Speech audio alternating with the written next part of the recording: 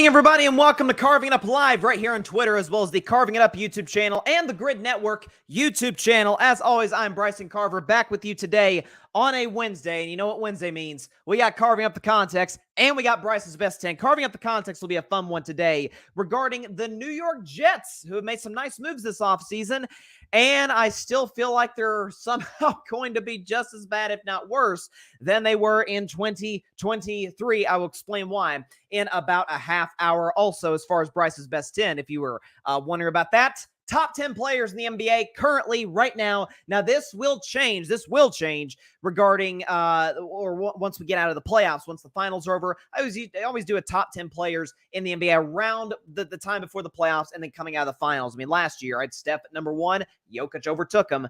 And so definitely you'll want to hear my top 10 players in the NBA in about 45 minutes or so. Also going to discuss my March Madness bracket, not the whole bracket, that's just boring, but my Final Four in the men's bracket and in the women's bracket, and who wins the national championship in both. Very excited to get into that as well. Again, like I said, it's going to be a fun show that you are not going to want to miss. By the way, also, LeBron James talking about Steph Curry's impact in another area that Steph is somehow underrated in. I'll discuss that in about 30 or 15 minutes or so. Patrick Brown in the comments. Everybody feel free to chime in the comments section. Good afternoon and happy Wednesday. Happy Wednesday to you, my man, Patrick Brown, writing some great stuff for the Grid Network website, as always. By the way, I did want to mention this before we get started. We just hit 900 subscribers on YouTube. So we're about at 909, I think, right now. So thank y'all so much for the support, the love. Cannot tell you how much I appreciate it. Again, the push to 1,000 has been going for some time now. So the fact that we have reached sort of that last milestone before 1,000 means the world. So for y'all to take the time out of y'all's day to support the show, subscribe to the show, check out content on YouTube and on other platforms means the world. So I genuinely, from the bottom of my heart, appreciate that a lot. So 900 subscribers. We are that close, my friends, to 1,000. So thank you very, very much. But first, the NFL draft process has been ongoing for some time. And the headliner of this NFL draft, a young man out of USC by the name of Caleb Williams, maybe you've heard of him, just had his pro day today. Now, I'm not going to talk about his pro day because, to be honest, I think pro days they are the most useless for quarterbacks than any other position.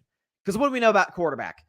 Well, first of all, like any position on the field, you're going to have pads. Well, you don't have that at pro day. You're in a t-shirt and shorts. In the case of Caleb Williams, throwing in some beautiful USC weather. More on weather in just a second. I'm not going to be a meteorologist, but more on the weather.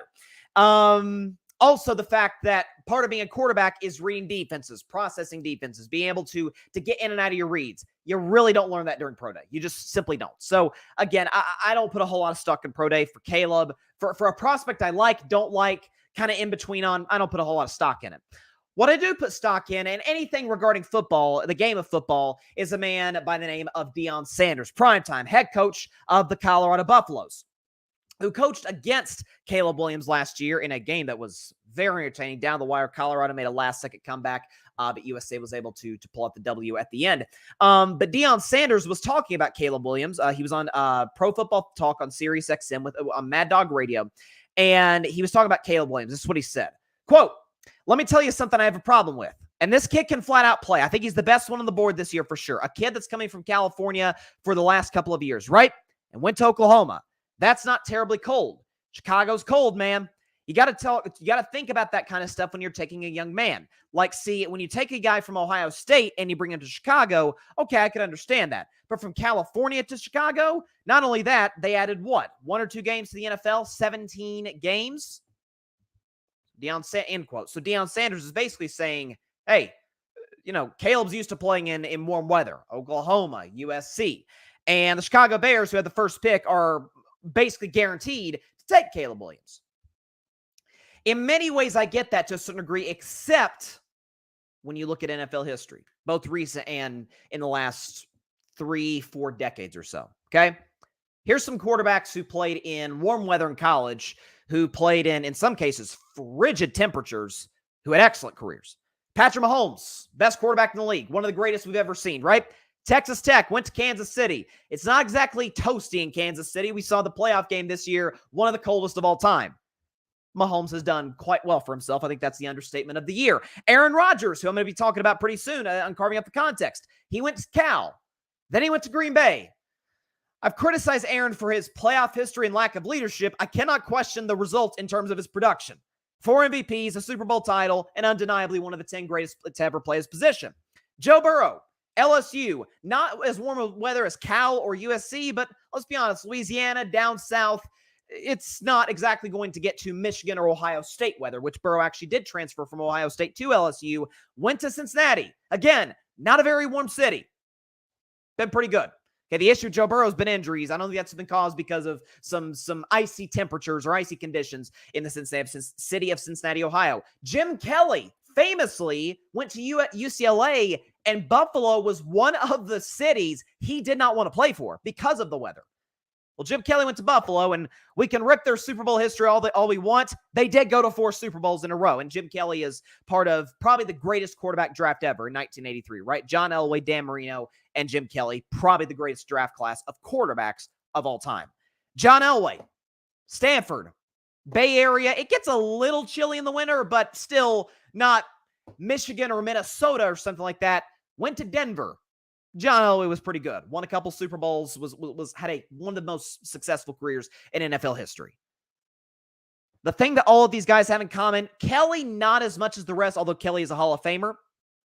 Mahomes, Rodgers, Elway, and to a certain degree, certainly Joe Burrow. I mean, Joe Burrow has lived up to being the number 1 overall pick in 2020. There's no question about that. The thing that those guys have in common, generational talent. Now, I wouldn't put Burrow quite in the class in terms of just pure raw ability that I put Mahomes, Elway, and Rodgers, but Burrow, his greatest attribute, great in the pocket and insanely accurate. Probably the most accurate passer in the league. Mahomes is not far behind.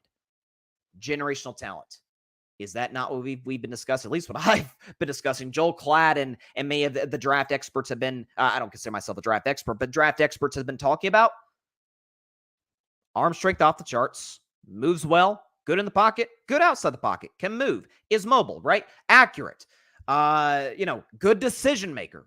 Basically everything you could possibly want in a prospect coming into the National Football League, really outside of being 6'4", which Caleb's not exactly small. He's 6'2". He's about Mahomes' size, Aaron Rodgers' size. He's got it. I feel like and I've talked about this before, I feel like we're at the point in the draft process where, especially when we have these drafts where it's consensus. Everybody knows who's going number 1. Everybody knows who's going number 1. And frankly, we've known since last year. It was just who's going to have the first pick. And via Carolina, Chicago got the first pick. Caleb's going there. And so we see what we will see.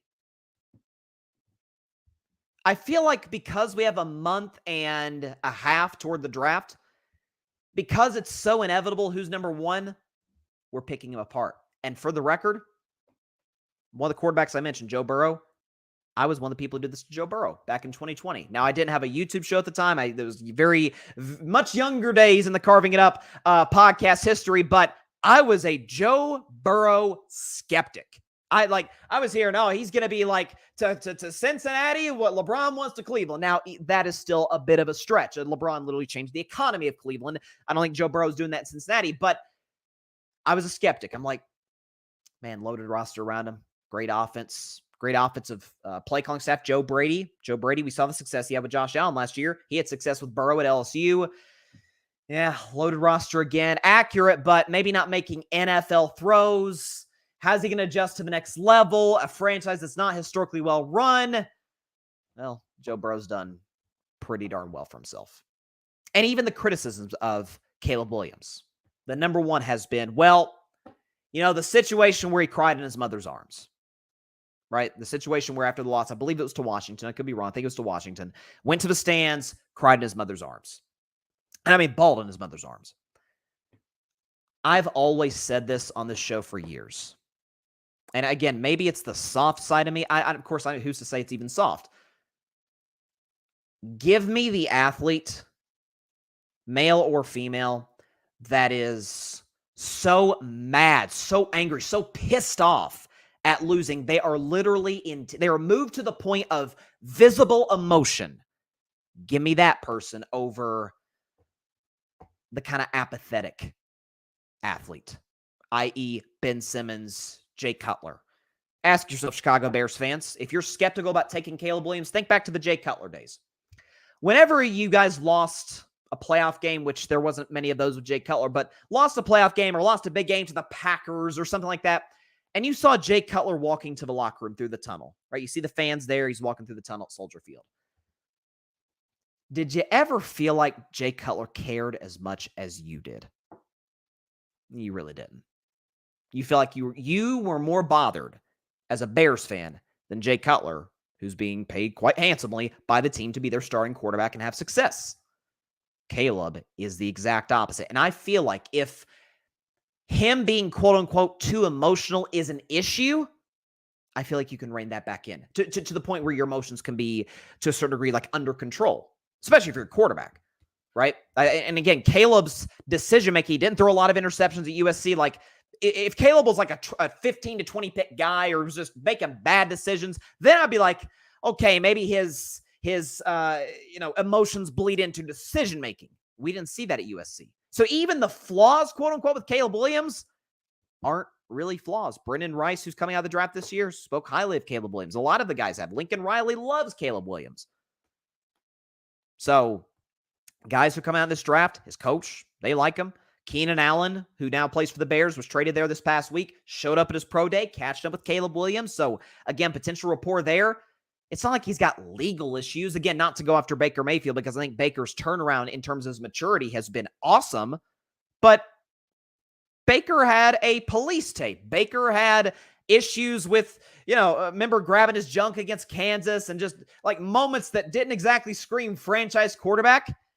And whether it was the fall from grace from Cleveland, then to Carolina, then to the Rams briefly, and then he went to the Tampa Bay Buccaneers, basically left for dead, leads him to the playoffs, gets a massive contract, well-deserved.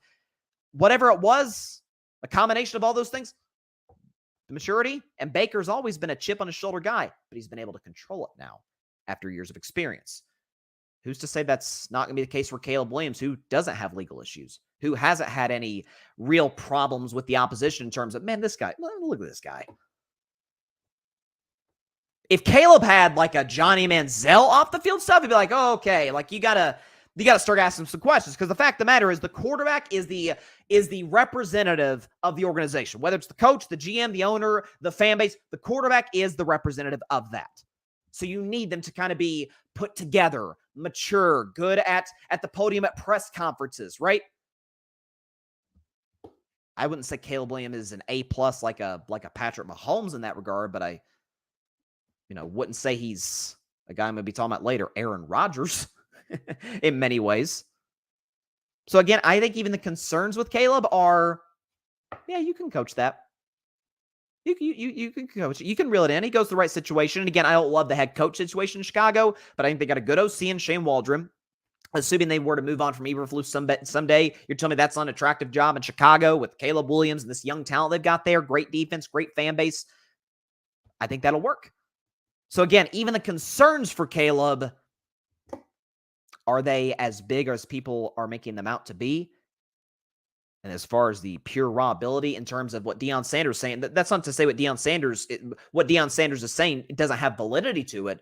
But we have example after example after example of highly talented quarterbacks who went to warm or warm-ish weather schools, went to frigid temperatures, and were amazing.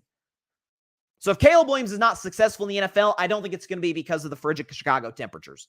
Because one thing I think and then we'll move on. One thing I think all cold weather quarterbacks need to have, they got to have a strong arm. They got to have a strong arm. Because when you're throwing through some rough conditions and the ball feels like a brick, you better be able to throw the ball down the field efficiently and at a very high level. Mahomes, cold weather quarterback. Rodgers for years. Even Jay Cutler, who I was never a fan of. Jay Cutler had a massive arm. Josh Allen now in Buffalo.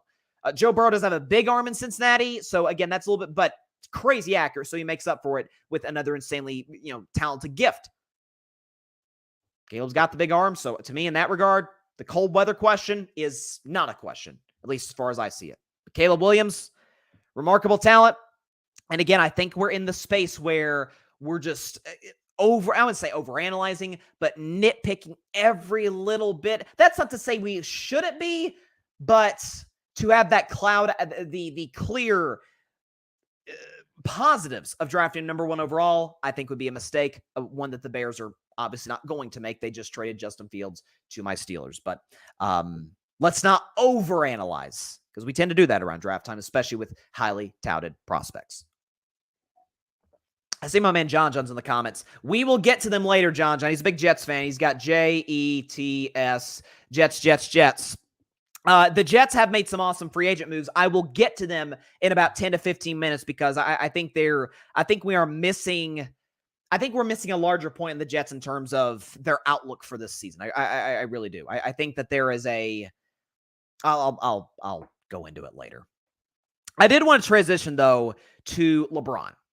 So LeBron was talking to JJ Redick. LeBron James, JJ Redick have a new podcast, and I think it's going to be really good. We actually talked about it last night in the 8 o'clock spot. Shout out to Tim, by the way, Tim Barnard, his Boston Sports Summit tonight at 7 p.m. Eastern here on the Grid. Definitely check that out. Tim finally broke through and won a show, so congrats to Tim. I looked past the Florida Gators love. But we are both Red Sox fans, so it kind of evens itself out to a certain degree. But congrats to Tim, Mike Guido with a great performance as well. We talked about this last night with the LeBron JJ Redick podcast. I think it's going to be really good. I think we're going to get a look into, LeBron's unbelievable basketball IQ. I would like to see some, especially once we get closer to playoff time, some film breakdowns with Redick and LeBron, sort of Tim Legler style, on like Tim Legler does with SVP on SportsCenter. I'd like to see that.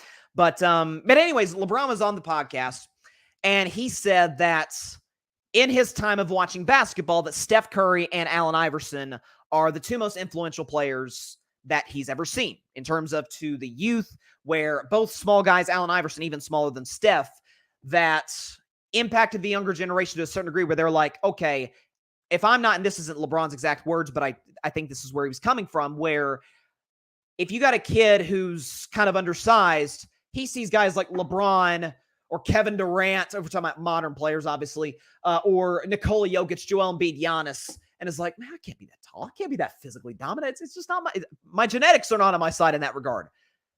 But past generations see Allen Iverson. Oh man, there's this kid who not really a kid. He matured into a veteran, obviously, but man, this 6-foot guy's literally carrying teams to the finals and dropping 40 burgers on the Shaq Kobe Lakers and taking it into the paint, not scared of the big trees down low. And then generations like mine see Steph Curry and is like, man, when Steph first came to the league, he was really skinny. He's put on about 20 pounds of muscle since he came in. But they see this Steph Curry guy, and man, he's got the killer handles, and he could shoot from one state to the next, right? It's just this unbelievable talent. From a skill perspective, he can take it down low and score amongst the trees. Great finishing ability, efficient.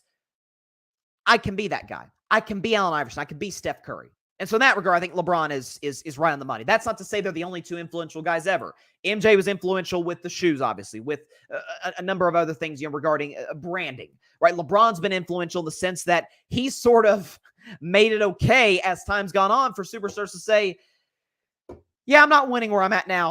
Let me go join a better run franchise and be able to put together a team that's capable of winning. I don't think Kevin Durant goes to Golden State if LeBron doesn't go to Miami and other decisions that have followed. Wilt and Shaq literally changed the rules of basketball in many different respects, right? So many influential guys. You could say Dr. J as well. But Steph and AI certainly are very high up in that list, and according to LeBron, basically at the top, at least from the basketball that he's watched in his lifetime. But focusing more on Steph, just because A, he's playing, and B, I'm a Warriors fan, so I'm going to talk about Steph. Shout out to AI, though. Absolute legend. I was thinking about what LeBron was saying about Steph and about how influential he is, and we all talk about greatest shooter ever, changed the game, all that. It's almost become cliche at this point. I don't know if we give enough attention to the fact that this statement's going to sound so simple, but I think it's incredibly true, that Steph Curry makes basketball easier for others. He does. Think about Kevin Durant for a second. Kevin Durant's the biggest example. Kevin Durant is no doubt first ballot Hall of Famer, one of the most accomplished players ever. I think he's one of the 15 greatest to ever do it, and is the most gifted, not the greatest. I always preface that or make a distinction there. One of the most gifted scorers I've ever seen in my life, or the most gifted scorer.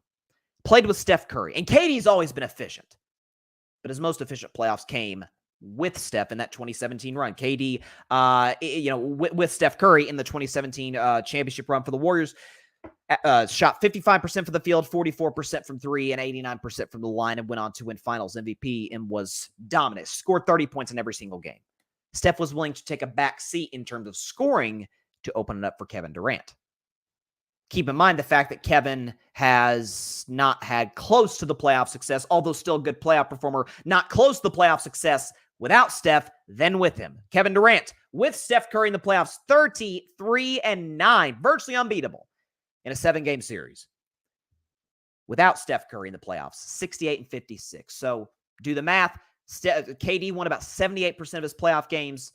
With Steph, 55% of his games in the playoffs without Steph Curry. So Steph made basketball. And by the way, for the record, again, KD without Steph has won 55% of his playoff games. Steph without KD has won 63% of their playoff games. Like, that's, again, another distinction. As great as KD is, Steph is better. But think about guys like Shaun Livingston. Remember Shaun Livingston? He was this highly touted high school prospect, never really lived up to what a lot of people thought he'd be. Then he had the devastating knee injury, bounced around the league, went to Golden State, and shot 50%, at least 50% every single year he was there for 5 years. Andre Iguodala won a Finals MVP with Steph Curry. Now, I think Steph should have won it that year, but still, Andre Iguodala won Finals MVP. Think about Andrew Wiggins. Like, Andrew Wiggins was viewed as not only a bust, but probably the single worst contract in the NBA at the time he was drafted or traded from the Timberwolves to Golden State. I mean, I remember that the day after that trade was made, I remember talking about the Wiggins trade to Golden State. I was like, hey, this is a better Harrison Barnes for the Warriors. I loved the trade at the time. Most did it because it's like, okay, this guy's never lived up to what he was capable of being from a pure talent perspective. Not to mention his contract is horrible. What the heck are the Warriors doing right now? Within 2 years, Andrew Wiggins is an all-star. All-star. And is the second best player on a championship winning team in 2022. And about that contract thing, he got an extension that offseason after winning the championship. The Steph Curry effect. He makes basketball easier for others. Think about a Jordan Poole who this year has been awful. Doesn't even really begin to describe Jordan Poole this season for the Washington Wizards. We could pull up his numbers here super fast. Jordan Poole this season for the Washington Wizards is averaging 16 points a game on 41% from the field, 32% from three. With Steph Curry shooting, he shot well over 40% from three and averaged 20 a game last season. Steph makes basketball easier for others. He creates open looks for Clay. Again, Draymond, we talk about the impact he has with Steph Curry. I love Draymond Green. I defend him for every chance I get. Draymond Green does not have the legacy he has without Steph Curry. Steph Curry is also, by the way, one of 3 players in NBA history, 3, to win not one, but multiple championships without a top 75 teammate all time. Those other 2, they're quite well known. They are Tim Duncan and Kobe Bryant. Now, that's not to say Steph hasn't had help. That is not to say that Draymond is not one of the greatest defenders ever. That's not to say Clay's not one of the greatest shooters ever. And that the role players, again, Wiggins 2 years ago, Jordan Poole 2 years ago, back when Jordan Poole could play basketball. Back in 2015, when you had guys like Leandro Barbosa, Shaun Livingston, Andre Iguodala, Maurice Spates, Harrison Barnes. Good role players. Klay Thompson, multi-time All-Star. The same could be said about Draymond Green, a Defensive Player of the Year guy. But I think we often just overlook, and this is why I say Steph is way closer to Magic than people give him credit for. Magic without Kareem, I have full confidence, would have been an all-timer. Full confidence. A 6'9" point guard, being able to do on the floor what he was able to do, he absolutely would have been a legend and would have won championships. Does he get 5? Does he get to the finals 9 times without, I don't know. The all-time leading scorer for 4 decades, Kareem Abdul-Jabbar. Most number 1 picks get garbage around them. There's a reason their team had the number 1 overall pick. Magic Johnson came in the NBA with a multi-time MVP and the best player in the world, Kareem Abdul-Jabbar. Now, Magic, in fairness to Magic, was one of the greatest rookies we've ever seen. Yeah, obviously, we all remember the 40 burger he dropped in Game 6 against Philadelphia. Well, I don't remember. I wasn't around at the time. But Magic drops the 40 burger against Philadelphia. I believe it was Game 6, Game 7 of that series in 1980. Wins Finals MVP. Kareem should have won Finals MVP. That's beside the point. But if Steph inherits a guy like a Kareem, or even close, I mean, Steph had Kevin Durant, who, while great, ain't Kareem. I mean, Kareem has got a credible case to be the second, dare I say, maybe the greatest player of all time. I still have LeBron and Jordan as the clear 1 and 2. Argue about who's the greatest between those, if you will. Kareem's no doubt top 3. Kevin Durant is not. And Steph Curry and Kevin Durant, when they were team up, I don't know. Again, they went 33-9 together in the playoffs, won 2 championships, and everybody, even non-Warriors fans, says in 2019, if KD doesn't go down, they beat Toronto in the finals. Heck, they got there without Kevin Durant when he got hurt against Houston in the second round. I think in some respects, we give Steph the requisite attention and love that he deserves for being the greatest shooter of all time, for changing the game, for doing what LeBron says as being one of the most influential basketball players ever, not just in terms of changing the game, but being able to, along with Allen Iverson, give, maybe not the most athletic kids, maybe not the most genetically gifted kids an opportunity to say, well, I can't be LeBron or Magic or Kareem or heck, maybe even Jordan. Jordan wasn't, huge, but he was 6'6". I could be Steph, though. Be AI. I think we give Steph the requisite love in that regard. I feel like, again, we talk about that, like, is Steph really a point guard? Well, he's a different kind of point guard, but in the same respect, he absolutely makes basketball easier for his teammates while being on the ball most of the time. So, sounds like a point guard to me. We oftentimes just blow this off like, oh, he's a great shooter. He's successful in the playoffs. I don't think we take into account as much as we should what he does for the guys around him. And that is the mark of an all-time legend. So shout out to LeBron for giving love to Mr. Curry. Let's look at the comments here. Yeah, Patrick Brown. AI was the only player to cross over MJ. I'm sure there's tape somewhere else of somebody crossing over MJ, and people are going to say, oh, you're a Jordan hater. Somebody crossed over MJ, but not like AI did. Now that was, and by the way, AI was rookie, by the way, when he did that against Pete Jordan. Patrick, LBJ's influence is the social media era via Twitter and Instagram, speaking on social issues, which MJ did not. Yeah, I don't think there's any question about off-court impact. Again, now in terms of shoe branding, yeah, Jordan eclipses everybody combined. But in terms of, again, in the community, yeah, LeBron is, Jordan fans will tell you, again, not to go too deep, but Jordan fans will tell you, LeBron's a better guy than Michael. Now, and some have made the case, hey, that actually is to LeBron's detriment. I disagree with that, but some have made that case. But yeah, again, I think this podcast is going to be really, really insightful. Like, I think it's going to be the closest thing we've gotten, God rest his soul, Kobe Bryant, to Kobe Bryant's detail. Remember Kobe Bryant was with ESPN Plus and did that detail series where he'd like break down. He mostly did it during the playoffs, but I think he did it during the regular season as well, where he do like a film breakdown of some of the best players in the league. I remember one vividly of him doing with Jason Tatum, and because their games are somewhat similar. And so I think this could be, I don't know what the format was. We see in one episode, it was more just like a sit down conversation between JJ Redick and LeBron. I would like to see, not necessarily just a film breakdown, but I'd like to see just a from a guy who, like me, is a massive basketball fan, but of course, Lord knows, doesn't have close to the IQ that LeBron does on the floor, just to get sort of an insight as to how he thinks the game. Because that to me is part of the reason I see him as the GOAT is I think he's probably the single smartest player to ever play the game. But yeah, I think it'll be a really successful podcast. But again, it's weird to make a LeBron, JJ Redick podcast topic about Steph by himself. But I think I feel like he still doesn't get enough credit in that regard about how guys around him get so much better when they're around Steph. KD played his best basketball, his most efficient basketball, won more than he ever has.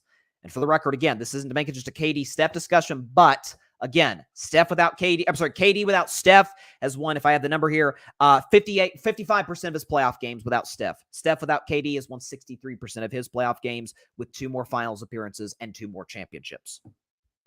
So, but yeah, all that to say, looking forward to the LeBron JJ Redick podcast, episode 2 coming out next week.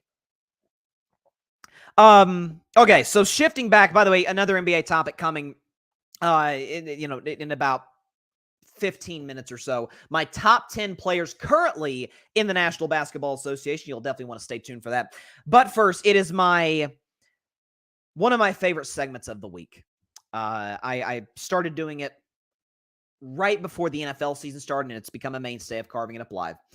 It is a segment simply called Carving Up the Context. Basically, if y'all are new to the show, we got a lot of new subscribers in the 3 weeks I was off, so welcome to anybody who's tuning this show for the first time, and great to have anybody else back who's watched the show before that. Basically, Carving Up the Context is our Wednesday segment where I take a topic, a thing that a lot of people are discussing on social media and amongst their own inner circles, and break down either what so many are missing or expanding upon a topic. And I can think of no better candidate. I can think of, actually, before we get into that, it looks like we've got a breaking news from Patrick. Breaking news, Patrick Brown in the comments. Breaking news, Shohei's translator has been fired. Our Grid Network teammate Eric shared it. More details are emerging. I did see the thing about Shohei's translator and the sort of the issues that have been a part of that. Let's see what the information. Thank you, Patrick, for letting me know in the comments. What do we have here? Okay. So yes, this says this is from Jeff Passon? I think we've got this here. Hang on. Want to make sure we got this. Okay, so this is from Joe Pompolino. Joe Pompolino, who covers baseball. The Los Angeles Dodgers have fired, I hope I'm saying his name correctly, Ippei Mizuhara, Shohei Ohtani's longtime interpreter. The LA Times is reporting that Mizuhara stole millions of dollars from Ohtani to place bets with an illegal bookmaker in California. So, yeah, no surprise there. I did not know the Dodgers were who employed him. I thought it would have been Shohei. I don't know. Maybe I just figured that just for an individual basis, the player would have, whether it's a Japanese player or a Dominican player, Major League Baseball would have hired their own translator. Maybe they did. It's just the Dodgers employ him. But that's why. John Rivera's shaking my head. That's got to be real careful with who you surround yourself with. That's putting it mildly. I mean, I remember years ago, when I don't think it was to this degree, but there was some bad stuff happening, some internal crap happening in Big Baller Brand with LeVar Ball, and there was a snitch within that group. Like, that's, again, not to tie everything back to LeBron, I promise. But this to me is what makes it's not even part of the GOAT conversation, but this is to me one of the most admirable things about LeBron. And this is not even to get on Shohei, but the fact that LeBron we talk about, LeBron's never had any off-the-court scandals or anything like that. To my recollection, neither has his inner circle. Maverick Carter, Rich Paul, none of those guys have had any issues off the court. Again, from what I can remember. And so, yeah, John Rivera, maybe that's why he's been waiting to get his money. Yeah, no kidding. No kidding. Yeah, that's and he did get paid. But yeah, like that's an interesting point why he put off getting the boatload of his contract till later in the deal. Of course, that was the topic of discussion when the Ohtani Dodger deal did go down, is like how his contract was structured in such a, I don't think it's that unconventional given how other contracts are structured, but like we're not used to seeing that. And so, yeah, that is, definitely the right decision. That is, careful with who you surround yourself with. Especially if you're a young athlete, careful who you surround yourself with, especially when you just signed a massive deal, which Shohei did. So good point by John Joe. That's probably why the contract is structured the way it was. Definitely more information will be coming out very, very soon. But appreciate Patrick letting me know in the comment section. The Shohei Ohtani update on the translator, he has been fired, and rightfully so, by the way. Okay, transitioning back to the NFL, transitioning back to Carving Up the Context. So again, it's a segment I do every Wednesday where if there's a major story that people are discussing in their inner circles or on the internet, Twitter, not X, Instagram, whatever, and I try to take it and either expand upon what's been discussed or address a point that isn't being talked about. I try and do that on Carving Up the Context. So, and I always do this to start the segment. As Primetime Deion Sanders says, give me my theme music.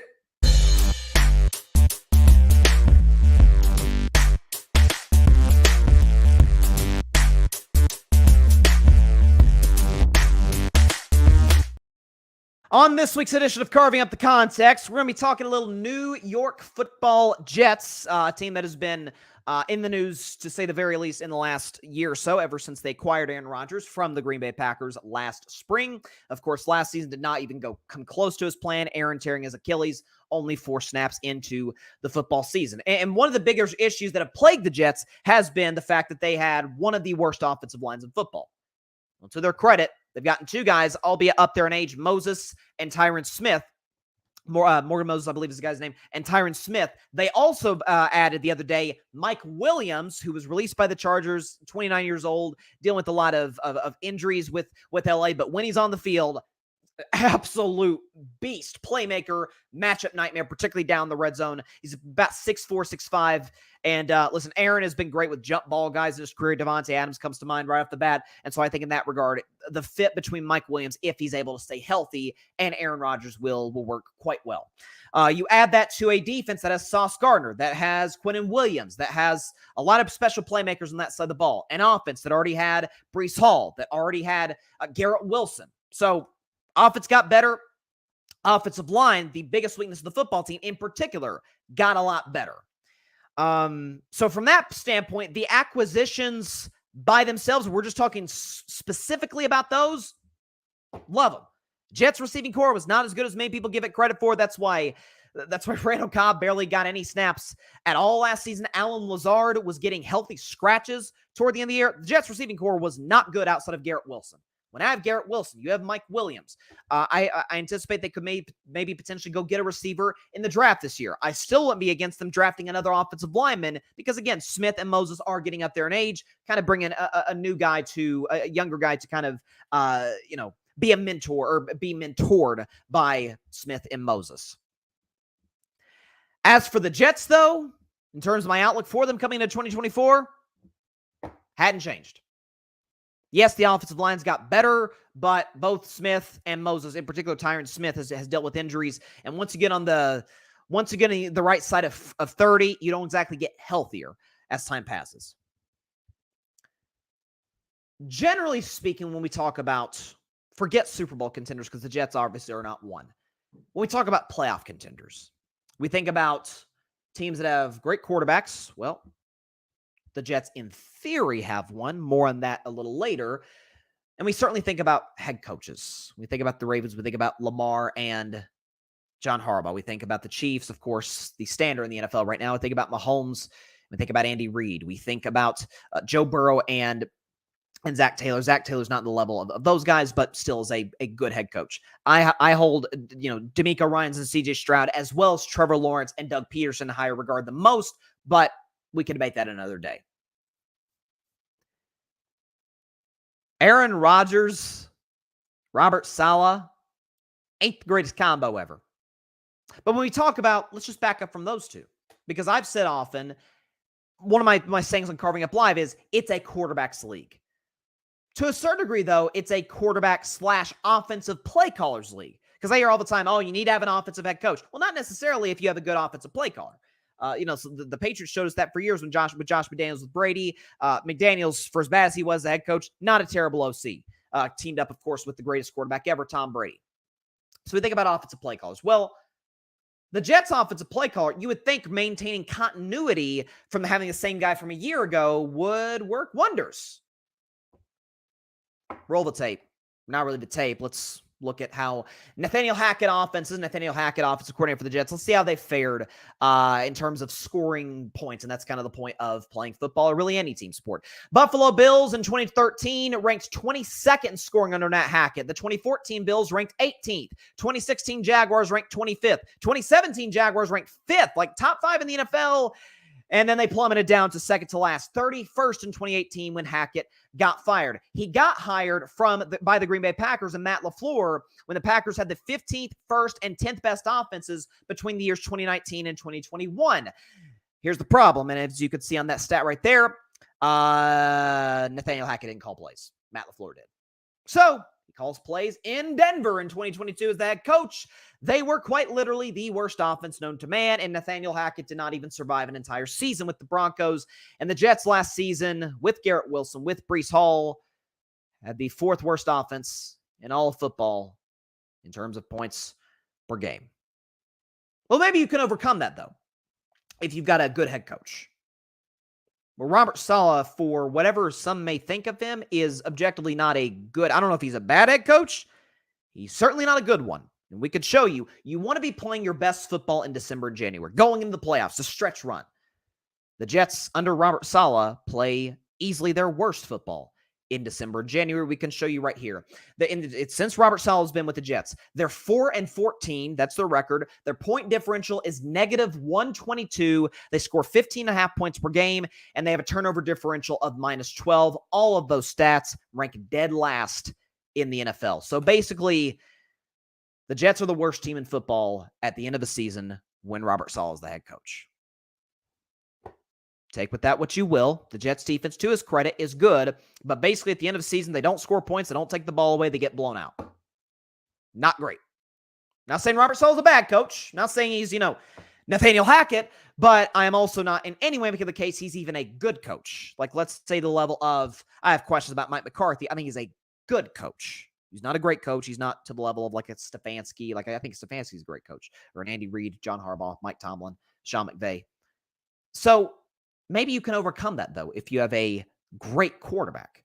I mean, we've seen quarterbacks many, many times overcome average to below average coaching. We don't love Zach Taylor. Joe Burrow got him to a Super Bowl. We didn't love Mike McCarthy for years in Green Bay. Aaron Rodgers got him to 1. We don't love a lot of coaches who have success in the playoffs because they have all-time great talents at the quarterback position. Even Belichick, hindsight, we look back, he has 90% Brady. And Belichick, without Brady, has a losing record and has done basically nothing in the playoffs. He has one playoff win without the GOAT. So maybe a great quarterback can overcome that. Here's the problem. The Jets don't have one. Aaron Rodgers is objectively a good quarterback, bordering on average. Check Aaron Rodgers' stats. Aaron Rodgers' last 300-yard passing game. And we think about a guy who's won 4 league MVPs, has a Super Bowl title. We think he's had many of those, and he has. Last 300-yard passing game was in week 13 of 2021. So a year and a half ago. He's played 22 games since then. We're not going to count the Jets game when he only played 4 snaps. We're not, because that wouldn't be fair. He played 4 snaps. We're not going to count that. So basically, his last 22 games as a Green Bay Packer. Aaron Rodgers. Let's look at this. 36 touchdowns, 12 picks, completes about 66% of his passes, pass rating of 96, pass yards per game about 218.9, pretty good. But he's 11-11. He has no 300-yard pass games and, of course, has no playoff wins. It's not a bad stat line. We could put it up one more time. Again, 36 touchdowns, 12 picks. It's not awful.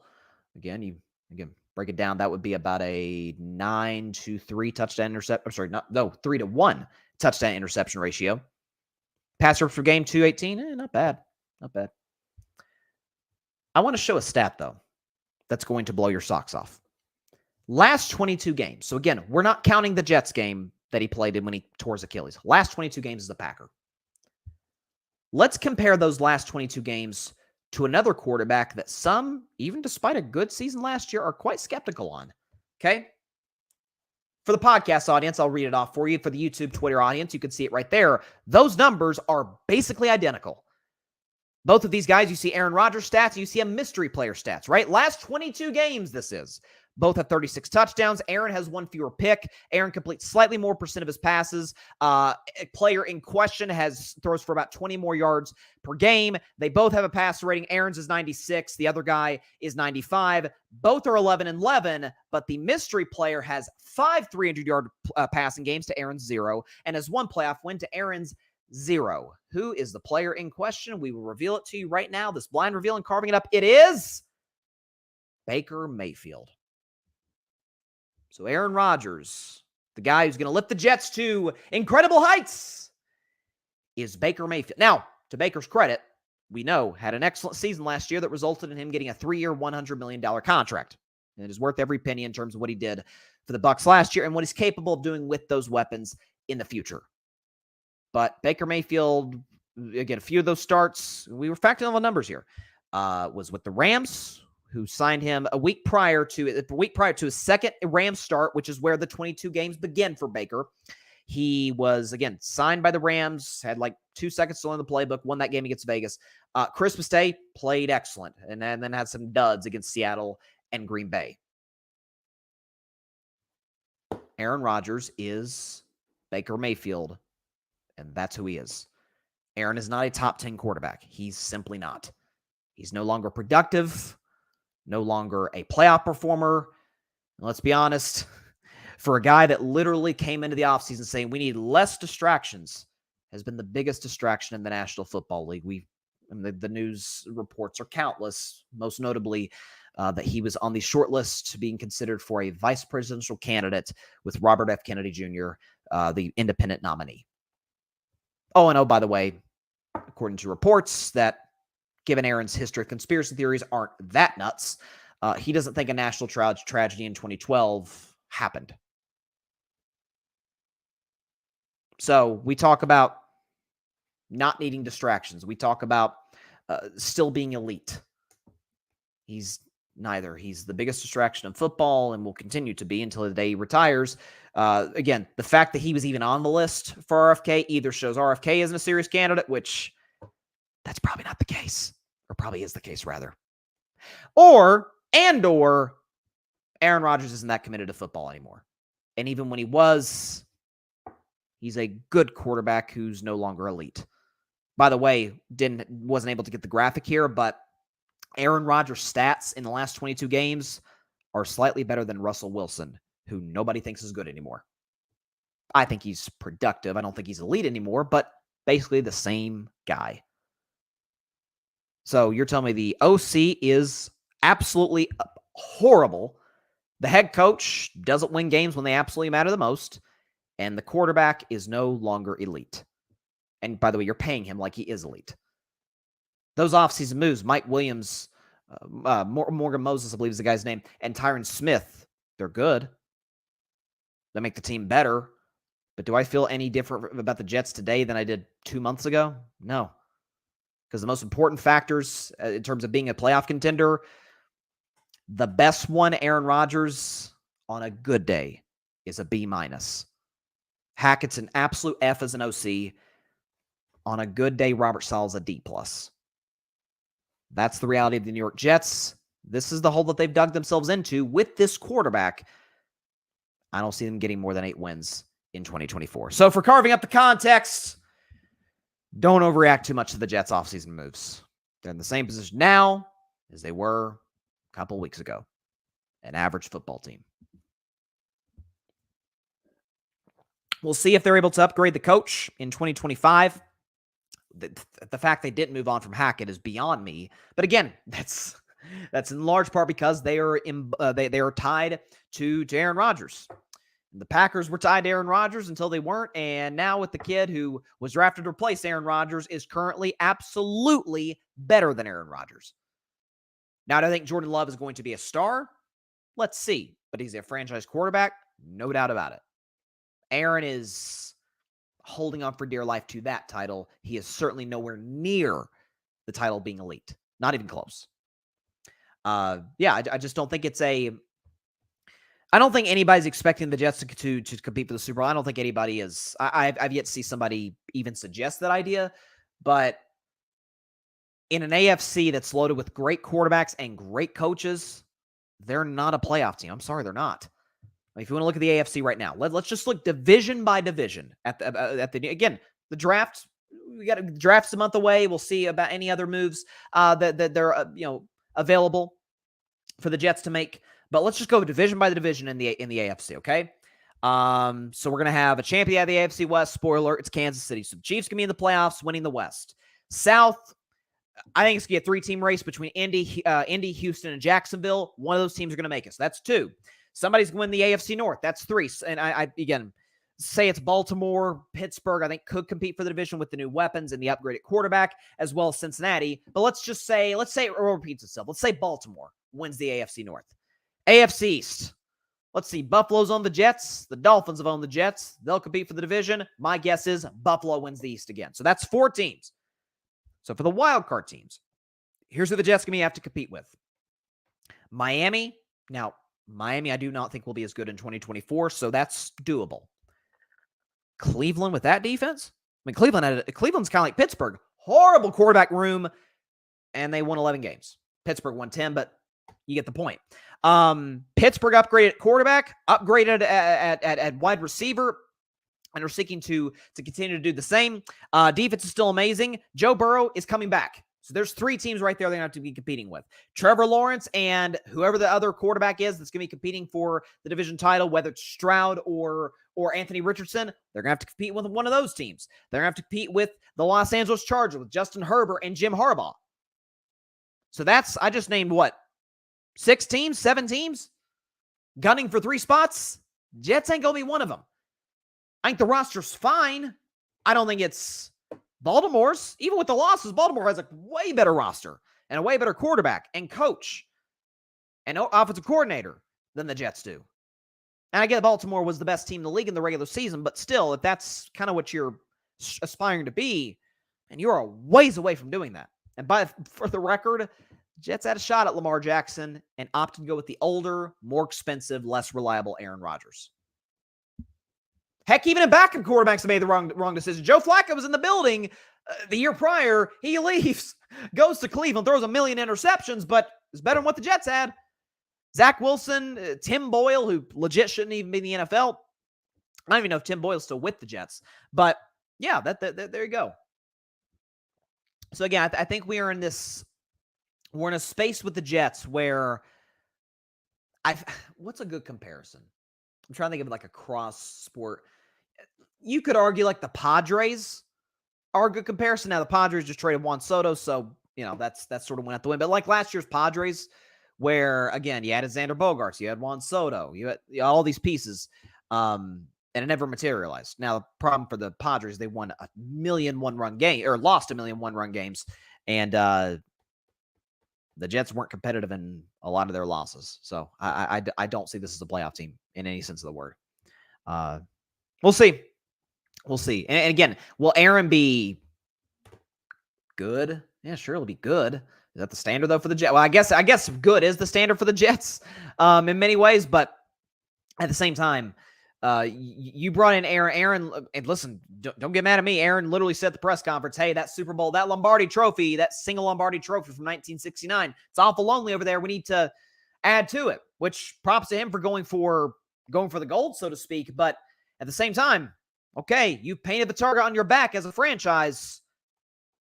You simply don't have the pieces to live up to it. You just don't. So Jets will certainly be a team we'll be talking about all of next season. There's no question about it. And during the draft. So it'll be fun. All right. So we often have these GOAT debates. LeBron, Jordan, who's the best ever? And, or greatest ever. Greatest point guards, Magic or Steph, or is KD pushing top 10 and all this? Where's Jokic going to rank among centers all time when he's done with his accomplishments to this point already? And oftentimes when we think about the future or when we think about the past, we miss the present. That's a very obvious statement that sounds like it came from the Karate Kid or something. Just not quite as wise. We often miss the present. So in this segment, I'm going to recognize on Bryce's Best 10, the best 10 players, my best 10 players in the NBA, of course, in my very humble opinion. So if we can get the background music going right now, if we can pull that up. Hang on, here we go. All right, so background music going. Bryce's Best 10, my top 10 today. Start now.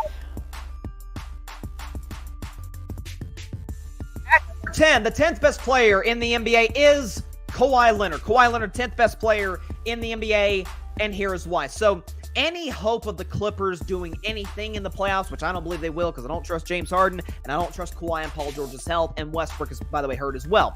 But any chance the Clippers have to make a run is if Kawhi puts together like a 2019 Toronto Raptors-like run. And even in general, Kawhi's had some good playoff runs prior to getting injured, like 2017, 2021. Kawhi's been a great playoff performer in his career. He's averaging over 25 points per game this year, is doing it on efficient shooting, is not the defender he used to be, but again, when it comes to this list, I'm taking past playoff performance into consideration, what you are now into consideration, clutch gene, the whole bit. And Kawhi Leonard is certainly clutch, hit one of the clutchest shots ever lucky, sure, but still clutching. That game 7 against the Sixers years ago is still one of the most productive offensive players in the league today. And while not the defensive player of the year guy he was back in 2015 and 16 when Draymond should have won, he could still play good defense for stretches in spurts on that end of the floor. He's not higher because I don't trust him physically. Kawhi Leonard, the 10th best player in the National Basketball Association. At number 9, a guy who's never been on any top 10 list I make, currently making his first appearance, it is the Ant-Man. Anthony Edwards is the 9th best player in the National Basketball Association, and here's why. So, listen, this is a guy who's averaging 27 a game. This is a guy who is already making a strong case that he will be sort of the face of the NBA, at least the American face of the NBA moving forward. Good shooter, has a mean crossover, can play defense. We saw the dunk he had the other night, which my compadres Mike Guido and Tim Barnard argued last night in the 8 o'clock spot wasn't a dunk. Nonetheless, he posterized and basically almost concussed John Collins in that game against the Utah Jazz the other night. He has charisma. He has swagger. We saw him in that movie with Adam Sandler a couple of years ago. Just getting better. He has a 3-9 playoff record, which isn't great. He hasn't won a playoff series yet, but has been good in the playoffs from what we've seen. Timberwolves have some pressure to at least win one series, maybe even 2, get to the conference finals. Anthony Edwards, the only guy on that team I do trust. I don't trust Cat. I definitely don't trust Rudy Gobert, and I don't trust Chris Finch. So if the Timberwolves do anything in the playoffs against sort of similar to the Clippers, I feel like Anthony Edwards is going to have to go on an absolute heater for a month or 2 months potentially if the Timberwolves have any success. Anthony Edwards, the 9th best player in the NBA. At number 8, it is Jason Tatum. Jason Tatum, the 8th best player in the National Basketball Association, and here is why. I have compared Jason Tatum in the past to Dak Prescott, although Tatum has been absolutely more successful in the NBA than my guy Dak has been, in the sense that if you're expecting Jason Tatum to be a top 3 player in the NBA, to be able to just carry teams to championships, then you're expecting too much out of him. And that's why Boston's put together the roster, I believe the best roster in all basketball, with Jaylen Brown and Drew Holiday and Derek White and Kristaps Porzingis, Al Horford, putting together a roster like that around him. But when you do, we've seen Jason Tatum go nuclear in the playoffs before. Remember that game 6, down 3-2 in Milwaukee against the defending champion Bucks, going for 40+ against the Bucks. Do you remember last year, 51 against the Philadelphia 76ers in Game 7? No pressure in Game 7s, right? Do we remember Jason Tatum? Multiple Game 7 performances. He dropped 30 in Game 7 against the Heat back in 2022. This is a guy who in elimination games has always been good. Game 6 against the Warriors and Game 7, when he was injured, by the way, against Miami notwithstanding. Listen, he's a 27-point-per-game guy. He's very efficient. Again, has a game similar, not saying he's this guy, but similar to Kobe Bean Bryant. Love what Jason Tatum brings to the table. Is also an excellent defender. Jason Tatum, the 8th best player in the National Basketball Association. At number 7, this may feel kind of low, but this is where I've got him partly because of playoff experience and health. It's Joel Embiid. Joel Embiid is the 7th best player in the National Basketball Association. Here's why. Listen, this is a guy who's led the league in scoring twice, was on route to potentially do it again this year and win another league MVP this year before he went down against my Warriors, trying to play through an injury. Listen, Joel has a game that in many ways is kind of similar, at least down low. His paint game, his post game is very similar to that of Hakeem Olajuwon, but he's a much better shooter than Olajuwon was, although, of course, not the defensive player that the dream was. But Joel Embiid, the talent is there. The production in the regular season is there. And he still hasn't been out of the second round. And to this point is the only league MVP to have not done so. I love Joel Embiid in terms of his talent. I think he's a solid leader. And at this point, it's like, dude, Embiid should be coming back soon. You have Tyrese Maxey. You have a championship head coach on your squad. And Nick Nurse. You have a good roster around you. Tobias Harris has had a good year. Your bench has been good. If you can't get it done this year, we start to have some serious questions about if you ever will get it done, at least getting to the Eastern Conference Finals in a conference where we know Boston's the best team. After that, is it Miami that meets them? Is it Milwaukee? Is it Cleveland? Is it Philadelphia? Is it the Knicks? We'll see if Joel Embiid's able to meet that challenge. Thus far, he's yet to do. He has some clunkers in elimination games in his postseason career. I feel like we don't talk about that enough for some reason. We'll see if he's able to right those wrongs in about a month or so. Plus, Joel Embiid, the 7th best player in the NBA. Moving to number 6, it is the easy money sniper. It is Kevin Wayne Durant. Kevin Durant, the 6th best player in the NBA, and here's why. KD is having an unbelievable season. I mean, the man's in the year 17 averaging 30 a game. What are we talking about? Now, again, one of the only weaknesses with KD, and we've seen this a little bit with how the NBA has been officiated over the last week and a half or so, where they've been allowing a lot more contact, and that's kind of messed up his game. He only scored, I think, 11 points the other night the other afternoon against Milwaukee. That said, I've said for years, say it again, he's the most gifted scorer I've ever seen in my life. He's one of the most efficient scorers I've ever seen in my life. Is good for 30, and it gets out of bed, averages 30 a game. Again, at age 35, in year 17, what this guy does on a nightly basis is absolutely incredible. He's the only reason that Phoenix has any prayer's chance of going deep in the playoffs, because I like Vogel, don't love him as a head coach. I don't think the team's been put together that well. They're terrible defensively, and a bad fourth quarter team in every sense of the word. Kevin does bear some blame for that, which is why he's a little lower than most would have him. But Kevin is still, by every description of the word, by every sense of the word, is an elite player still, and is the 6th best player in the National Basketball Association. To the top 5, the 5th best player in the NBA is Luka Doncic. Luka Legend, sort of named after Larry Legend to a certain degree, right? Larry Bird. Luka Doncic is the 5th best player in the NBA, and here is why. So, take into account that he's leading the league in scoring, averaging 34 a game. Take into account that not only is he leading the league in scoring at 34 a game, but he's almost averaging a triple-double on relatively efficient shooting for a perimeter player. Take into account that Luka Doncic has a 70-point game on his resume. Take into account that he's been one of the better playoff performers at currently playing in the NBA, really, of guys who have not gotten to a finals yet. He did get Dallas to the Western Conference Finals 2 years ago, where they lost to my Warriors.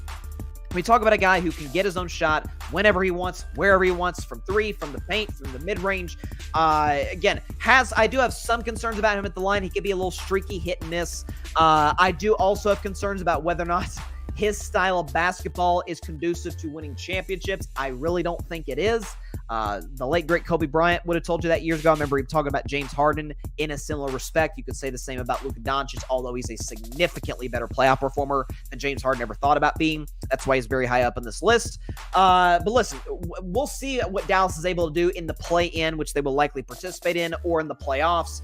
But listen, this is a guy who is one of the elite offensive forces in the last decade or so, and is the reason that Dallas has as many fans as they do in terms of whether or not they can make a run in a jumbled up Western Conference this year. Luka Doncic is the 5th best player in the National Basketball Association. I don't care what anybody says. This guy's still top 5. At number 4, it's the King. It's LeBron James. What do you want me to do? LeBron James this year is the 4th best player in the NBA. Here's why. LeBron this year, averaging 25, 8, and 7 on 53% shooting. By the way, is doing so shooting a career-high 40% from three-point range. So LeBron is still scoring efficiently, 25 a game, is still getting teammates involved, 8 assists a game, and is shooting a better percentage from 3 than Steph Curry. Now, on like half the attempts, on far less difficulty, but that's the facts. That's the stats. He's shooting better percentage slightly from 3 than the greatest shooter who ever lived, Mr. Curry. Listen, as much as I think Anthony Davis is an absolute monster on the defensive end and can be a monster on the offensive end from time to time, is good for a 40-burger every 10th or 12th game, I don't trust him physically. I don't trust him emotionally. It's certainly from an offensive standpoint in the playoffs. I do trust LeBron in that regard. I know the Lakers are the 9 seed. I know the coach, Darvin Ham, seems to be in over his head on some of his rotation decisions. I don't particularly trust D'Angelo Russell, to be completely honest with you, once April rolls around. I do like Austin Reeves. I do like Anthony Davis on the defensive end and some of the wing depth that they have there. Gabe Vincent coming back soon. But when you have this dude, year 21, oldest player in the league, 39 years of age, 25, 8, and 7. And we, again, part of the factoring in for my rankings is playoff history. I mean, shoot, does anybody in the NBA have a better playoff history than LeBron? Anybody. Steph's got a great one. Katie's got a good one. So does Kawhi. Giannis has had some big playoff moments. So is Luka. None compare to this guy. 4-time champion. 4-time finals MVP. Oh, I don't know, 10 finals appearances. This is not LeBron's best opportunity to win a ring in LA. But it's also, I think, a team that can make a potentially deep playoff run if they get the right matchups. LeBron James, the 4th best player in the NBA. To the top 3 now. At number 3, it is Giannis Antetokounmpo. Giannis Antetokounmpo, the 3rd best player in the National Basketball Association. Here's why. Giannis is having we're not giving this enough love. A monster season. Man's averaging 30 points on 60% from the field, 61% to be exact from the field, with 11 rebounds and 6 assists. I've always said, for his size, Giannis is a much better passer than he gets credit for.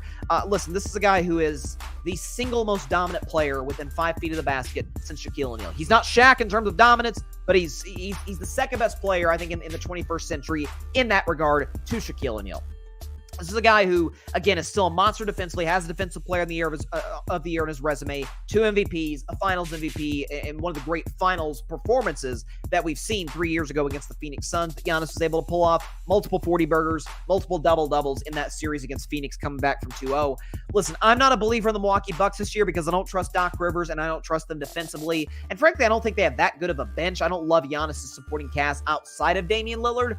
Nonetheless, you can't discount the fact that they very well could get to the Eastern Conference Finals if he's able to maintain this level of play, which, I mean, pick your postseason. If you want to think about 2019 or 2023, then Milwaukee's not going anywhere. But if you want to think about 2021 and 2022, yeah, Milwaukee can absolutely be a threat and give Boston some problems. It's a shame Giannis is hurt tonight because the Bucks do play the Celtics tonight. Listen, Damian Lillard could go for 40 and they could still win, so who knows. But listen, Giannis is again, a superstar in every sense of the word. Absolutely one of the 3 best basketball players we have and is the 3rd best player in the National Basketball Association. At number 2, it's the babyface assassin. It is Wardell Stephen Curry the second. Steph Curry, the 2nd best player in the National Basketball Association. Here's why.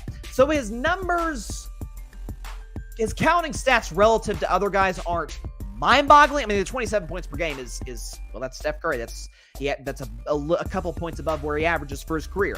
5 assists, 4 rebounds a game. But I think one thing that I think is keeping Steph in this top 2, again, playoff history speaks for itself. He's a 4-time champion. He should have more than 1 finals MVP. That's another conversation for another day. 2-time league MVP, is leading the league by a mile in 3-pointers made, and has, by the way, been the single clutchest player in all basketball. This notion that Steph is this choker, is a clutch, is simply not an opinion that is based in fact. Steph Curry this season is 1st in clutch points, 1st in clutch field goals made, 1st in clutch three-point makes, 1st in clutch points when trailing, 1st in clutch points, clutch field goal makes while trailing, and 4th in the NBA in terms of 4th quarter points per game. I love DeMar DeRozan like everybody else does. DeMar DeRozan's not the clutch player of the year. If they give DeMar DeRozan clutch player of the year for a team that is not good in Chicago over a team in Golden State, which, say what you want about them being the 10th seed, they have the 7th best odds to win the championship according to BetMGM. Take that up with BetMGM, not me. Steph's playoff history speaks for itself. He did drop the first 50-point Game 7 in NBA history before Tatum did it himself the very next round for Boston. Steph's the greatest shooter we've ever seen, the 2nd greatest ball handler of all time, one of the most efficient players, probably the most efficient player for his size we've ever seen, and is absolutely the driving force behind a team that I think can actually go on a run this year in the Golden State Warriors. Steph Curry, the 2nd best player in the National Basketball Association. And that leaves number 1. It is Nikola Jokic. Nikola Jokic, the best player in all basketball, and I think he's been that since June of last year because of that dominant finals performance and playoff performance. Jokic, the best player in the NBA, and here is why. So this season, again, 26, 11, and 9 on almost 60% shooting from the field. He is the thing that Jokic has that these other guys don't on this list, Steph, Giannis, LeBron, Luka, KD, etc. This guy almost never has bad games. I mean, Giannis will have the game where he shoots poorly, is bad from the line, you know, whatever the case may be. Steph will have the bad shooting performance. LeBron won't be that engaged defensively or have a rough shooting night, or KD can get bullied a little bit on the block. This guy's good for a bad game about every 15th game. I've never seen anything like it. And the reason because of that is because he can beat you in multiple different ways. If you try and crowd him down low, he'll kick it to Jamal Murray or to Michael Porter Jr. or to Kentavious Caldwell-Pope or Reggie Jackson, whoever the shooter is in the corner. If you don't do that, well, he's got a hook shot. He can hit the mid-range jumper. He can score you down low with just a little turn hook shot. He can shoot the three-pointer. Now, is he great in the defensive end? No. Is he... is he a cone on the defensive end of the floor? No. Is he Hakeem Olajuwon? Well, is anybody Hakeem Olajuwon that in? Okay, so I think Jokic is solid enough on the defensive end of the floor with guys like Aaron Gordon who can kind of cover for them, at least in the perimeter. Offensively, he's one of the most unstoppable forces I've ever seen. I'm not saying he's the greatest offensive player ever. Some have tried to make that case. I don't think you can quite go there yet. But where's the weakness in his game? And how do you exploit it? Well, some great coaches last year, like Monty Williams and Eric Spoelstra weren't able to do so last year in the playoffs. Denver is the favorite by a long shot, in my view, in the Western Conference, and I think they're the favorites today to win the NBA championship with respect to Boston. Nikola Jokic is currently, as we sit here today, the best player in the NBA. Let's go back over the list before we move on to our to our final topic. 10th best player in the NBA, Kawhi Leonard. At number 9, Anthony Edwards. Number 8, Jason Tatum. Number 7, Joel Embiid. Number 6, Kevin Durant. Number 5, Luka Doncic. Number 4, LeBron James. Number 3, Giannis Antetokounmpo. Number 2, Steph Curry. And number 1, Nikola Jokic. Those are my top 10 players in the NBA as we sit here today. And the beauty of it is, playoffs go a long way in changing how I and basically everybody else view you. Listen, I had Jokic like outside the top 5 last year coming into the playoffs. He exited it numero uno. So a lot could change. And by the way, I'm currently, just for fun, because I'm way too obsessed with this, I am putting together a list of basically like the top 50 players in the NBA currently. I'm not going to do a top 50 segment on this show. I may, like in the offseason when there's not much to talk about, but I'm down to number 17 on my list, and again, going over best players in the NBA. I've got Anthony Davis as the 17th best player in the NBA. Some have him top 10. And I don't discount that. But I'm looking at these players. Again, I've gotten to 17, and just, might as well read the list. At 11, I got Devin Booker, Dame at 12th, SGA 13, Wemby. I got Wemby 14th. I freaking love that guy. Jimmy Butler 15 because of what he does in the playoffs. Jalen Brunson 16. I love it. Jalen Brunson brings to the table in terms of leadership, efficiency. I think the Knicks could be scary in the playoffs this year. And I got Anthony Davis 17. I still haven't mentioned Kyrie Irving, De'Aaron Fox, Bam Adebayo, Halliburton, Maxey, Banchero, Donovan Mitchell, Karl Anthony Towns, Paul George, Jamal Murray. Like, I think we are right now living in the most talented era of all time. I think before the 2020s, I think the 80s and the 2010s were kind of headbutting as the most talented eras ever. I mean, think about the 80s. Magic, Bird, Hakeem, Michael Jordan, Dr. J, Moses Malone, Kareem. Like, the talent in the 80s was off the charts. I think it's significantly better than the talent in the 90s because a lot of those guys retired. 2000s, I think, might be the least talented era ever. The 2000s and the 70s, because you did have Kobe, Tim Duncan, LeBron was sort of coming into his own and into his prime, certainly by the end of the 2000s. AI, Shaq, but I don't think it compares to that of the 80s, just in terms of raw Hall of Fame talent, or certainly the 2010s, where you have LeBron, Steph, KD. Giannis was coming to his own in the 2010s. Kawhi Leonard, Kobe was still, Kobe had a 60-point game in his last game and was still excellent coming into the 2010s. The 2020s are ridiculous in terms of talent, though. Again, some of the guys that will not make my top 20, I'll just tell you right now. Scotty Barnes, Trae Young, DeMar may make it into my top 20. I think Drew Holiday is excellent. Like, the talent we have in the NBA today is like, again, when I hear people say, back in my day it was way better. No, it was not. No, it wasn't. No, it wasn't. I'm going to have 20-point scorers outside my top 20. Efficient 20-point scorers, by the way, who have good playoff histories. Jamal Murray is the number 2 of the best team in the NBA, in my opinion, and I don't think he's a top 20 player. Like, that shows you how deep the league is today. So definitely wanted to make that case. Finally, so has March, I just want to, y'all chime in the comments. Let me know. Has March Madness officially started? Because I know the first 4 was yesterday in Virginia. What the heck was that? But in general, like, I don't count the first 4 as March. To be completely honest with you, I barely watched the first 4. I mostly pay attention to conference championship weekend, certainly in the month prior to that. And then going into March Madness is kind of a better reading for where we're at. But I consider men's tournament starts tomorrow. I consider that the start of March Madness. I think the women's tournament begins on Friday or Saturday. So in general, I think the brackets are absolutely loaded this year, particularly on the women's side, which I will get to. On the men's side, I'll give my final 4 predictions. On the men's side, I think UConn gets back. I think the defending national champion gets back to the Final Four. I think they're the best team in college basketball. I think they've shown that throughout. This weird narrative that I remember coming into last year's national championship, and the thing was, is UConn a college basketball blue blood? It's like, well, they won 4 championships in the since 1999 or something. Like, what are we talking about? Of course they are. won more championships in Kentucky and a lot of other major powerhouses. Matter of fact, I think they've won the most in the 21st century. The UConn men's team. We talk about the women's team with Gino. The men's team certainly is excellent in every way, shape, and form. UConn, I think, gets out of the eastern side of the bracket. The western side of the bracket's tough, so I went back and forth on this, okay? So, again, you got North Carolina as the 1 seed. I think Armando Bacot is an excellent player, could translate to the next level. I like Alabama. I think they have an excellent coach. I don't particularly trust them consistently offensively. Arizona, I don't totally buy at all as the 2 seed. So I'm going to go with a little bit of a sleeper. Michigan State gets to the Final Four. This is Tom Izzo. This is not his best roster, but given, I think this is a very weak bracket, to be completely honest with you. Don't buy Arizona. Like North Carolina a lot, but I can't. Listen, I've seen a lot of people. You know, I'm going to call them out.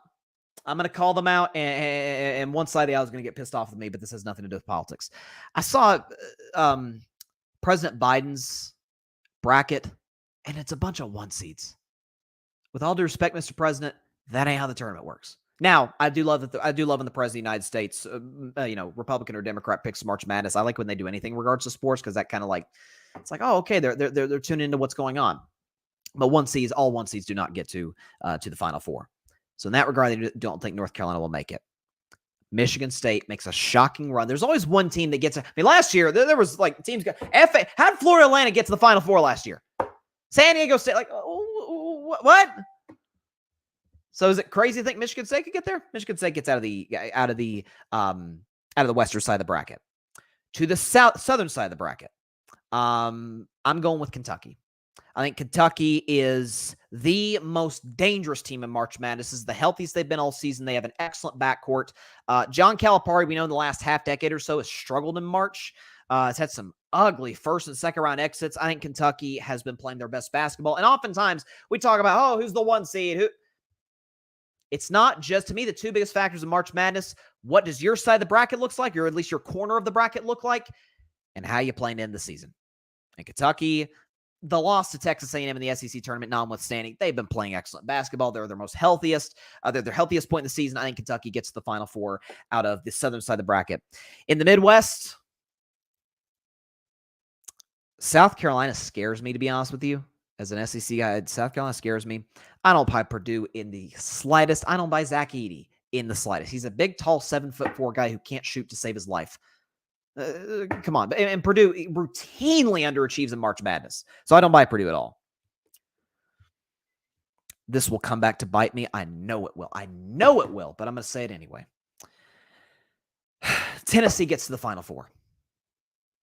And you're like, Bryce, you're a Tennessee fan. Why are you saying it? Because I've been burned before. I didn't buy into the Vols last year, March Madness. They did get some Sweet 16, which was cool, but I didn't.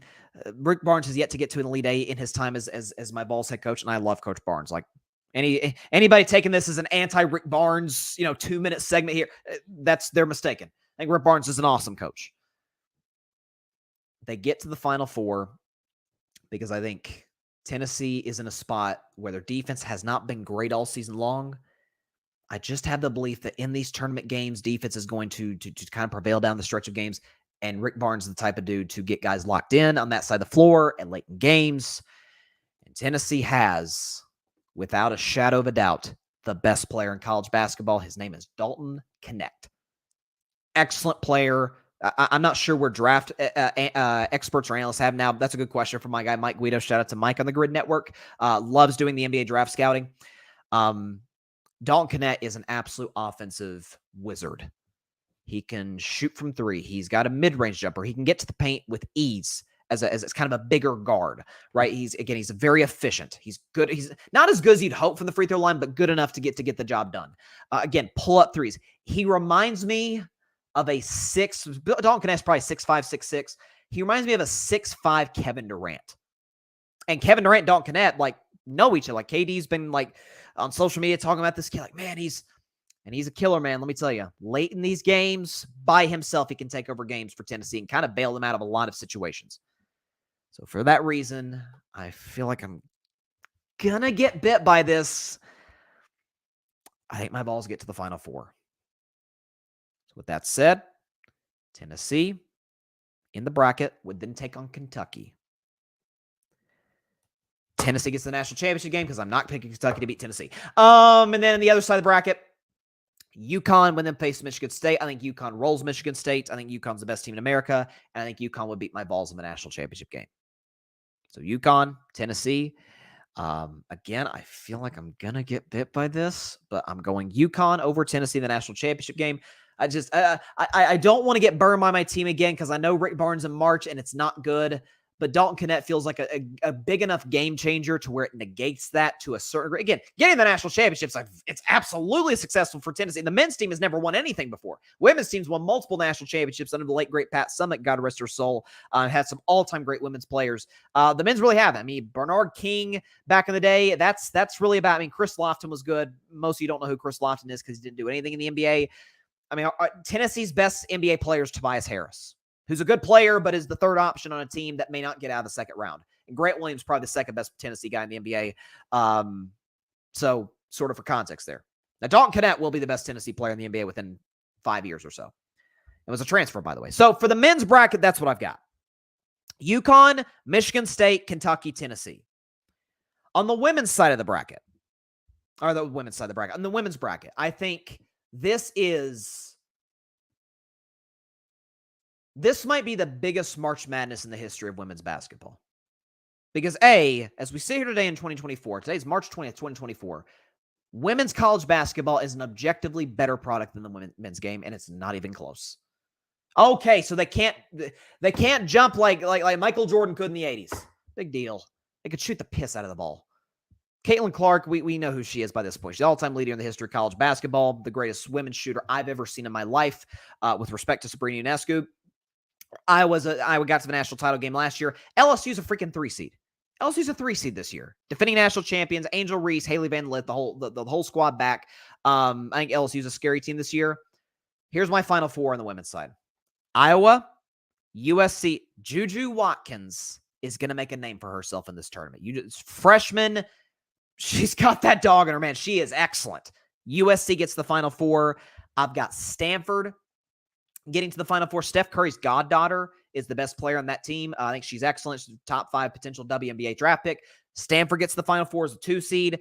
And I think the most obvious pick to get to the Final Four is South Carolina. Dawn Staley is the best coach in all of women's college basketball. I think that's with the respect to Gino Auriemma and a lot of other coaches. She has been simply dominant.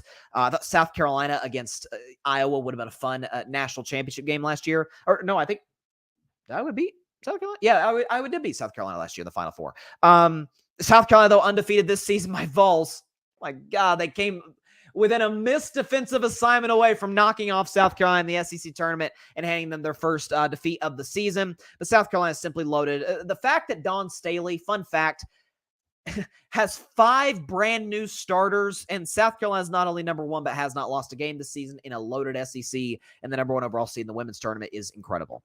South Carolina will meet Iowa in the women's national championship game, and Iowa's going to win it all. Caitlin Clark, Jay Williams.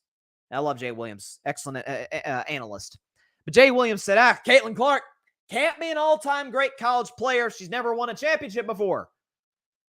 Which I think is absurd because there's been a lot of great players who didn't win anything. But that said, those concerns by, I think, a pretty fringe group of people, a relatively fringe group of people, will be negated with a championship from Iowa. Caitlin Clark. Is Iowa the best team? No. Did they the best player by a mile? Yes.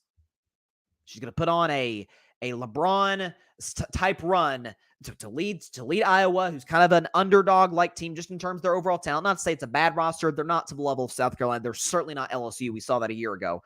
And LSU's on Iowa's side of the bracket, by the way. But I've got Iowa winning it all, winning the national championship. So Iowa wins the women's college national championship game. UConn wins the men's college national championship game. Hope I'm wrong. On the men's side, certainly, because the Tennessee men's team is better than the Tennessee women's team this year, although I do think the women could make it interesting. Again, we did almost beat South Carolina for what it's worth. For what it's worth. We're a 5 seed for what it's worth.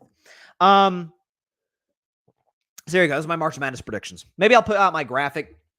Maybe I'll put out a graphic like on social media tomorrow, like giving my full predictions, but there we go. All right, that's all the time we have for today's show. I appreciate everybody stopping by. As always, be sure to catch Carving It Up Live on Friday at 6 p.m. Eastern, 3 p.m. Pacific time right here on Twitter, as well as the Carving It Up YouTube channel and the Grid Network YouTube channel. And of course, be sure to like, share, comment, and take 2 seconds out of your day. Hit that big red subscribe button. Helps the channel grow exponentially. We're trying to get to 1,000 subscribers. We've already crossed 900 just yesterday or a couple days ago. So if we can get to 1,000 subscribers, let's say by the NBA playoffs. We'll do that. By the NBA playoffs, let's get to 1,000 subscribers. If you have subscribed, thank you. Thank you so much. Your support means the absolute world to me. This show's nothing without the audience. I could be Stephen A. Smith up here, and it means nothing if you, the people watching this show, are not tuning in to watch or to listen. So for that, I thank you so much for that.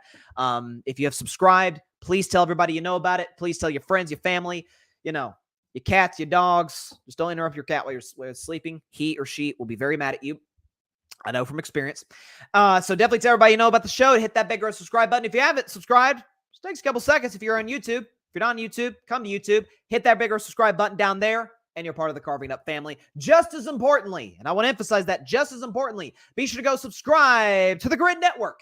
That is GRYD, the Grid Podcast Network, right here on YouTube, as well as any and everywhere you get your favorite podcasts via Apple Podcasts, Spotify, iHeartRadio, Google Podcasts, any and everywhere you get your favorite podcast, where we dare to be different at the Grid Network. Be sure to tune in to all of our fantastic content and my man Patrick Brown writing killer articles for the Grid's website. I'm going to go check out my man Tim Barnard's latest episode of Boston Sports Summit, which is live right now as we speak on the Grid. I invite you to do the same. My audience to his. Check out his stuff. Boston Sports Summit. Tim Barnard, shout out to him. Won the 8 o'clock spot last night, by the way. Broke through. Congratulations, Tim. All right, I'll see y'all on Friday. Please be sure to stay safe out there. Please be sure to take care of your physical as well as your mental health. And please, please, please be sure to contact your local state representatives and senators to demand change for gun violence in America. We have got to address this problem as a nation. We've got to address it in many different ways, not just one. So we got to do our part to address it. All right, see y'all on Friday. Stay safe out there, y'all. God bless you. Peace out. Don't get mad at me that the Warriors are the 7th best odds to win. I'm just saying what BetMGM said. Thanks so much for watching the show on YouTube, and be sure to go click that big red subscribe button and check out the other clips and full shows from Carving It Up Live, as well as our other incredible content creators here on the Grid Network.